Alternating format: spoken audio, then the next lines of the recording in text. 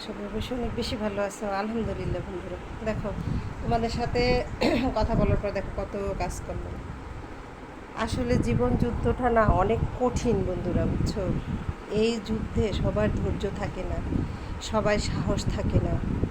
অনেকেই মাঝপথে যাওয়ার আগেই মনে করো হাল ছেড়ে দেয়, বা যুদ্ধের পরিস্থিতি দেখা, মাঠের অবস্থা দেখা, যুদ্ধের ময়দানের অবস্থা দেখা সে নিজেকে আড়াল করে নিতে চায় বা নিয়ে যায়। কিন্তু আসলে কিন্তু একটা মানুষের কিন্তু এটা কোনো মানে অভিব্যক্তির মধ্যে পড়ে না।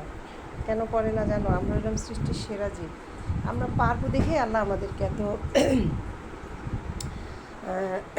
কী বলে যুদ্ধ করার সাহস দিছে, তৌফিক দিছে, এবং আমাদেরকে ধৈর্য দিচ্ছে, ওরকম মনোবল দিছে। আমি মনে করি প্রত্যেকটা মানুষের ভিতরেই আছে, কিন্তু আমরা ধৈর্যের অভাবে, সাহসের অভাবে আমরা অনেক পিছিয়ে যাই। অনেকে তারপরে ভাগ্যের দোষ দিই যে আমার ভাগ্যে এটা না, এটা না, কিন্তু আসলে কিন্তু না। তুমি সকালে উঠা যদি বন্ধুরা দেখো তুমি শুয়েই থাকলা, তাহলে তো তোমার খাবারটা রেডি হবে না। যতই কাজের মানুষ থাকুক, যতই ফ্রিজে খাবার থাকুক, তোমার তো উঠা যায় খেতে হবে। তো এর জন্য বন্ধুরা আমি বলবো যে প্রত্যেকটা মানুষকেই পরিশ্রম করতে হবে, ধৈর্য ধরতে হবে। পরিশ্রম করলে পরিশ্রমের ফল আল্লাহ অবশ্যই দেয়, এটা আমি নিজে প্রমাণ। ঢাকা শহরে বন্ধুরা দেখো স্বামী নাই, ছেলে ইনকাম করে কম, তার নিজেরই চলতে কষ্ট হয়ে যায়। আল্লাহ তার হেদায়েত দিক যেন আরও ভালো করে ইনকাম করতে পারে, তার জন্য দোয়া করি। তো মহিলা মানুষ হইয়া জীবনে যুদ্ধ অনেক করছি বন্ধুরা, অনেক যুদ্ধ করতে করতে করতে করতে এই পর্যন্ত আসছি।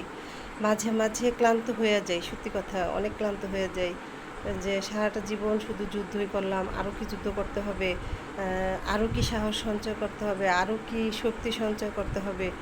তারপরে ভাবি হ্যাঁ করতে হবে, কারণ না করলে তো চলতে পারবো না। চলতে তো হবে, জীবনে যেই কয়টা পথ আছে, বাকি আল্লাহ যে কয়টা পথ দুনিয়াতে রাখছে এই কয়টা পথ তো অবশ্যই সাহসের সাথে, ধৈর্যের সাথে চলতে হবে। তো তখন শেষ পর্যন্ত শেষ ঠিকানা, আসলে শেষটা বুঝাইতে চাইতেছি বন্ধুরা এইটাই, যে তোমার ধৈর্য ধরতে হবে, আল্লাহর কাছে হেফাজত চাইতে হবে, যে আল্লাহ আপনি আমাকে শক্তি দেন, সাহস দেন, আমার পাশে থাকেন।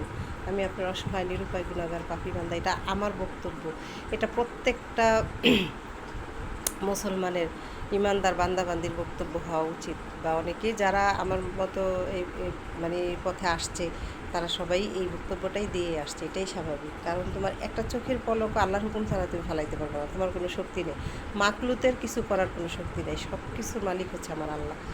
তো বন্ধুরা এর জন্য আমরা সবসময় আল্লাহর উপরে বিশ্বাস রেখে জীবনের সব পথগুলি আল্লাহর কাছে নিয়ত করব, সঠিকভাবে চলার জন্য, সঠিক পথে চলার জন্য। আল্লাহ যাতে আমাদের সবাইকে সেই তৌফিক দেয়। বন্ধুরা ভালো থাকো, আসসালামু আলাইকুম।